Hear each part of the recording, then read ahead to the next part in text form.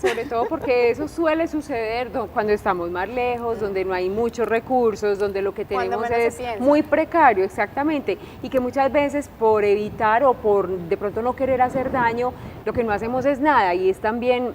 A ver, es una recomendación importante que nos hacen incluso cuando nos enseñan de alguna manera primeros auxilios, que si ve que hay algo, que si ve que se salió un hueso, que no lo mueva, que no mueva un accidentado, pero en realidad a veces es mejor como tener el cuidado suficiente, pero tampoco quedarnos sin hacer nada, porque si estamos en un sitio alejado, si estamos solos, si no tenemos vías de comunicación, si no tenemos nada, pues ahí sí tenemos que pensar, bueno, está bien las precauciones, pero tenemos que hacer algo. Claro, entonces es buscar lo que tengamos a la mano para inmovilizar. Normalmente vamos a tener, si andábamos de pronto en un vehículo, así sea en un bus, entonces tendríamos el trapito del carro, ¿cierto? Sí. Que serían estos trapitos, sí, que no son muy grandes, ¿cierto? Son de este tamaño. Sí. Que con esto sería con lo que podríamos solucionar en ese momento. Si de pronto tenemos cajas, entonces uno puede romper o partir partes de las cajas y movilizar la zona. Sí. Y con el trapo hacer como una especie de canoa para que se sostenga el brazo, el hombro o la pierna, ¿cierto? Sí. No es lo más común. Entonces lo más común va a ser tener estos trapitos, sí, ¿cierto? Entonces, lo ideal sería, si tenemos estos, por ejemplo, vean que este es muy pequeñito. Este en realidad solamente me serviría para la muñeca. Sí. De un niño, pues incluso de un adulto, que tendríamos que hacer un triangulito, qué pena que no estaba haciendo sin decir nada, entonces tendría que hacer un triangulito, y con el triangulito, préstame más bien tu mano, sí. Entonces con el triangulito lo que hacemos es que vamos a sujetar la parte de la muñeca, que va a ser la que va a estar más comprometida. Yo tengo que hacer que aquí me quede. Alcanza. Exacto.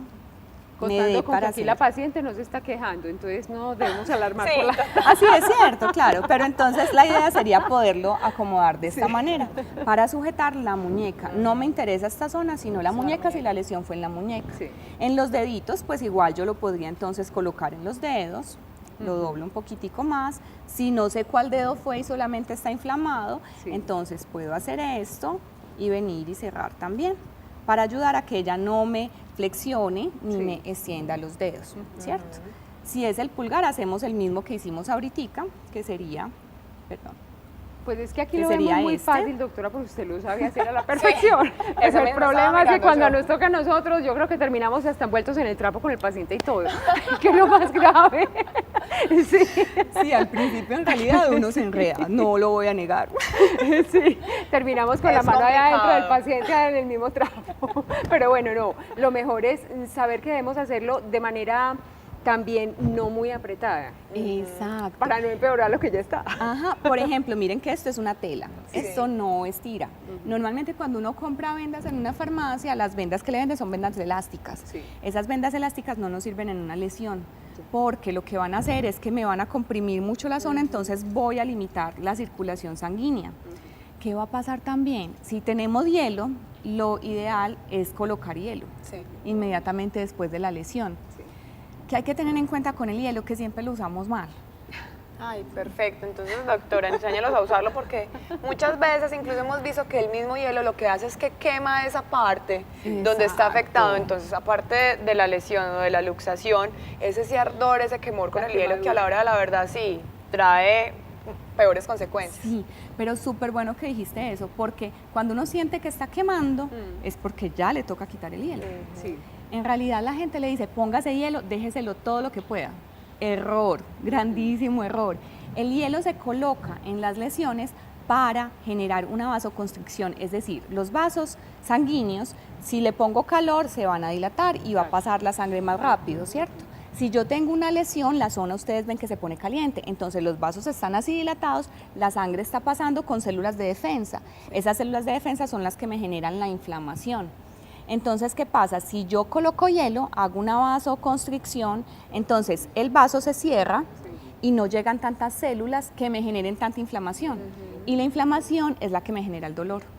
Entonces, digamos que yo me hice un esguince en el tobillo, pues se me fue el tobillo como dice la gente normalmente, ¿cierto? Entonces estaba caminando, hice un mal movimiento. Lo primero que se debe hacer entonces sería colocar ese hielo. ¿Está inmovilizado o no? O sea, me hayan puesto vendaje, no me hayan puesto nada porque allá no se consiguió, colocarme por lo menos hielo. Si me colocan el hielo, voy a lograr que no se me inflame tanto. Sí. Si no se me inflama tanto, me va a doler menos. Pero entonces, lo que estábamos hablando del hielo, me lo debo colocar muy poco tiempo, estoy hablando de minutos. Y los minutos van a depender de la zona del cuerpo. Es diferente si yo me lo coloco en el tobillo, si me lo coloco en el muslo, si me lo coloco en el rostro o si me lo coloco en la mano. Sí. Porque aquí tenemos más grasa, por ejemplo. Aquí vamos a tener menos grasa, o aquí, ¿cierto? Sí. Entonces aquí vamos a soportar menos tiempo. Si es, por ejemplo, un desgarre, que no hable de los desgarres, que pasan mucho ahora jugando fútbol, que yo tenía la hojita para el desgarre, ¿verdad? El músculo tiene muchas fibras. Si tengo tantas fibras, hago un movimiento exagerado y el músculo se me abre así en esas fibritas. Las fibras que tenemos en el músculo es como comemos carne desmechada, que uno desmecha la carne así. Igual, el músculo de nosotros queda desmechadito como la carne. Igualitico, ¿cierto? Porque es lo mismo. Claro. Entonces, en cualquiera de esos casos, incluso en el desgarre, yo voy a colocar el hielo. Si yo voy a colocar el hielo en esta zona que tengo más grasita, como lo voy a soportar más tiempo, estamos hablando que hay personas que pueden soportar hasta 5 minutos de hielo. Okay. Pero lo que tú decías es lo más importante. Si yo siento que ya me está empezando a quemar el hielo, es porque ya lo tengo que haber quitado, ¿cierto? Entonces, siento como esa molestia y quito el hielo.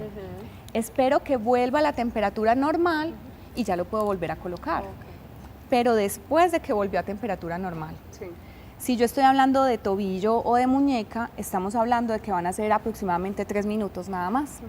Porque en esos 3 minutos se va a producir esa sensación de que me estoy quemando.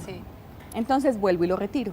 ¿Qué hago con eso? Lo que estoy haciendo es jugando con mi circulación sanguínea. Entonces, yo llego y hago la vasoconstricción y hago que nada más pase la sangre necesaria, ¿cierto? Y que vayan unas cuantas células de defensa, pero que no lleguen todas. Ahí estaba con el hielo, retiro el hielo y aquí esto empieza a hacer una vasodilatación muy despacio. Cuando ya se está poniendo en temperatura normal, el vaso está así, no está abierto del todo, sino que está así normalito. Entonces, ya llego a temperatura, vuelvo y coloco el hielo y vuelvo y hago un cierre del vaso, una vasoconstricción. Si yo dejo el hielo más tiempo y tengo esa sensación de que me está quemando, hago lo mismo que el calor. Entonces, abro el vaso por completo y llegan más células de defensa, mucha más sangre, entonces me voy a inflamar mucho más. Claro. El hielo se coloca solamente, hay libros que dicen que 48 horas y hay libros que dicen que hasta 72. Entonces, estamos hablando de 2 días, máximo 3 días de colocar hielo. Porque en ese tiempo es que van a ir células de defensa. Después de que pasaron esos 2-3 días, ya no van células de defensa. Ya lo que hay que hacer es esa vasodilatación para que se genere eso se llama drenaje linfático, es decir, para que se eliminen las toxinas y así se empiece a generar desinflamación.